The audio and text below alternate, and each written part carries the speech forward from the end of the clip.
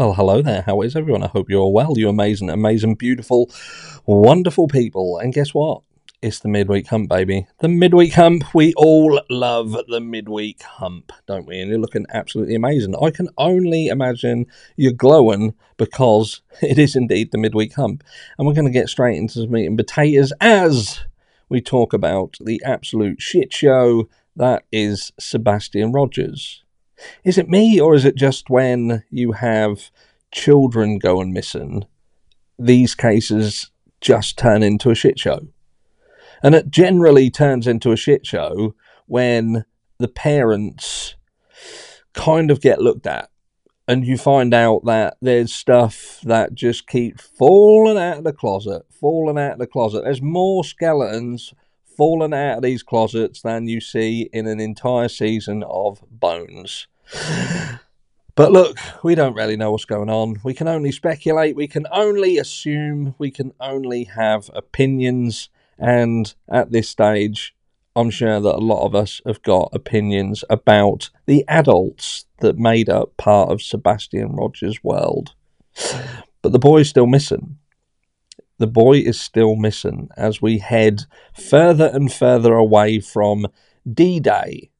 We have new people involved. SF Investigators is involved, who is someone who we saw involved in the Kylie Rodney case and would seemingly have some things to do with the downfall of Adventures with Purpose. Arguably, we're not 100% sure, but who knows?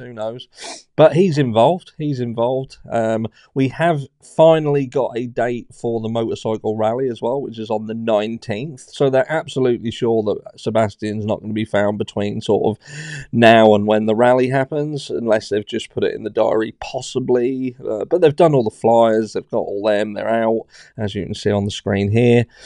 So, look, they're quite confident that he's not going to be found. We have recently had a photograph appear that Dad was absolutely adamant that it was his son, but very quickly Stepdad was like, nah, boy, no, that's not him. Nope, no way.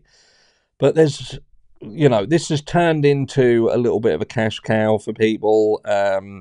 But the good thing is with it being a cash cow, it keeps Sebastian's face out there, keeps him out there. I've stayed away from it. To a certain degree. I'll every so often come by like I am today and sort of update on what's going on, but only because I want people to understand that I am watching it, I am following it, I am absolutely concerned about it, and I do have opinions on it. It's just bewildering to me, just absolutely bewildering to me, and I have to be careful when it comes to children because I do tend to lose my patience very, very quickly. SF Investigates, I believe it was him who had turned around and said about how, resourceful children with autism can be, and, us giving people a bit of hope, which, look, there's always hope until there's no hope. But as time progresses, this case sadly looks eerily similar to the Summer Wells case, and even the Michael Vaughan case, and other cases that we've dealt with in the past that has been a child that has just vanished off the face of the planet. The difference with this one is Sebastian was 15 years old, not 4 or 5. So he was a bit older, even though his autism, seemingly, if you listen to the parents, would say that he had a mental age slightly below where he would be, but still, again, the resourcefulness of someone who has autism, perhaps. So that may have carried him, might have carried him somewhere, but there's still question as to whether he did indeed walk out of his house that night on his own, of his own volition, not wearing any shoes, which to me is a little bit odd. If he's got the skill, if he's got the ability, if he's got the foresight to think, I want out of this place, I've had enough, I'm going. You would think that he would at least put a pair of shoes on if he had sort of an idea that he was going to go away. Maybe he was going to go to Dad and something went wrong in the meantime. Maybe he had plans to go somewhere else. But if he had plans of going far, you would think he would put some shoes on. So that's always been a little bit of an alarm bell to me. Also, things that have stuck out like a sore thumb is the fact that Katie Proudfoot, mum, works in security, but they don't have any security around the house until it comes to threatening YouTubers and telling them, and members of the public, tell them to keep away from the house, because she does indeed have cameras on them. So, are these cameras that were installed before or installed after the event? But there we go. And there has been a lot happening since he went missing as well. We've got kind of several different camps. We've got Camp Seth, we've got Camp Chris and Katie, and we've got Camp Fuck All of Them. And I must admit, as time progresses, I'm slowly going into the camp Fuck All of Them, because this boy is what's important here. I'm bored of listening to the shit show that is their lives. I'm sick of hearing them threaten and get away with it. And I just don't understand. It was most recently, I believe I listened to it on The Lab, which was an audio of Chris Proudfoot basically saying that if Seth opened his mouth about something again, he promised everyone it would be the last time his mouth would ever open. Well, with a mentality like that, you have to wonder what his, I don't know, what his mindset would have been around Sebastian if, say, Sebastian had a bad day and challenged Chris at all. But look, Chris, it would appear, wasn't there when he went missing, and that just left Katie. Katie, the mum, whose son went missing, and subsequently she hasn't really done a fucking thing to get involved in trying to find him. She hasn't attended vigils. For all I know, she hasn't attended searches, been involved whatsoever. But again, we have to understand that not everybody grieves the same or deals with these situations the same as the next person. I can only sort of go off this on how I know Mrs. Harsh would behave if one of our children went missing, which they wouldn't.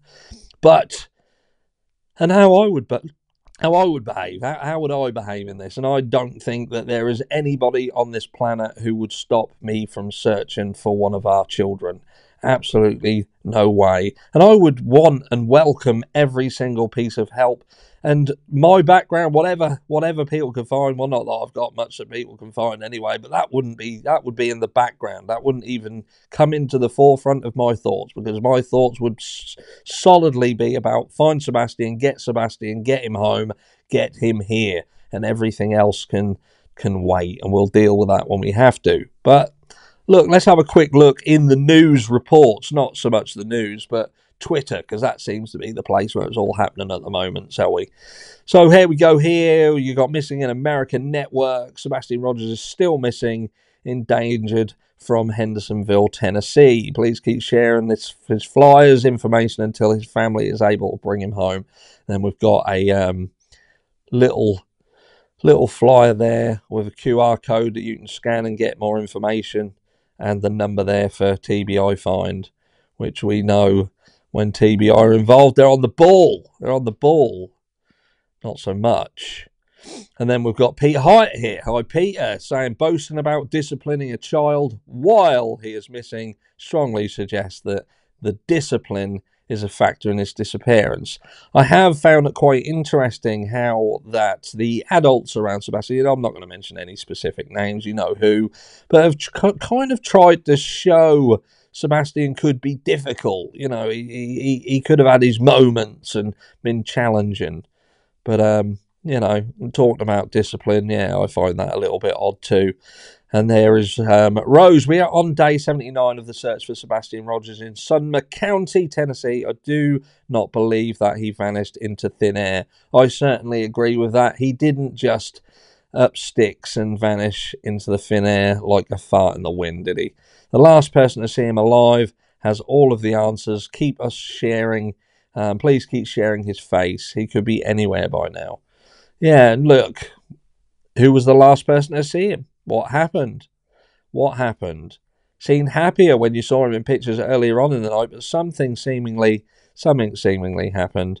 It's time to show our support and appreciation for Canine Captain and her team in their quest to find sweet Sebastian. We are rooting for you guys. The support you have is immense. I know that there's some issues going on between the searchers as well. Seems to be a big falling out going on here. Again, with Chris Proudfoot shouting and stomping his feet like an angry little dwarf. Well, dwarf is probably not PC, is it? Seth Rogers claims the very first word Sebastian Rogers spoke was a cuss word. Well done, well done, well done, Seth. And that was JLR here. Chris Proudfoot threatens a TBI officer as well. We've got more threats. And Seth Rogers, this is scary. Oh my God, seriously. Can you imagine how he talked to an autistic 15-year-old child? And I think here is a very, very good question. Very, very good question. We've seen him. We've seen this. And, you know, all I'll say is this. We, the public, react to what we see.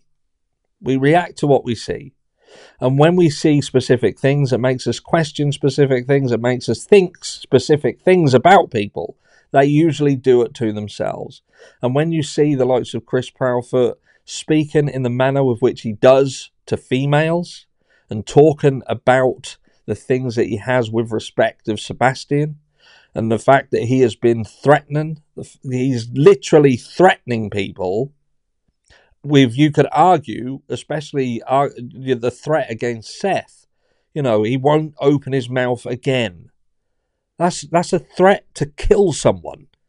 Let's get that straight. That is a threat to kill someone. And he is someone who is at ground zero with a young boy, who by their own admission, there is some issues there to do with discipline, to do with, you know, perhaps being difficult to handle at times, and he has fucking vanished off the face of the planet, not to be found, not to be seen anywhere. And that's what I'm trying to do is cut through all the noise, all the shit, all the bullshit, all of the stuff, and just get down to brass tacks. And that is that this young boy was at home. He was at home. He was seen going to the house, and he was never seen coming back out. And now it's a case of who the fuck do you trust? Who do you trust around this little boy? Who do you trust? Do you trust Seth? Do you trust Katie? Do you trust Chris? It's going to have to start answering the really difficult questions now. Because this boy's gone. He hasn't come back. And the more time progresses, like I said recently, the less likely it is he did indeed leave of his own volition.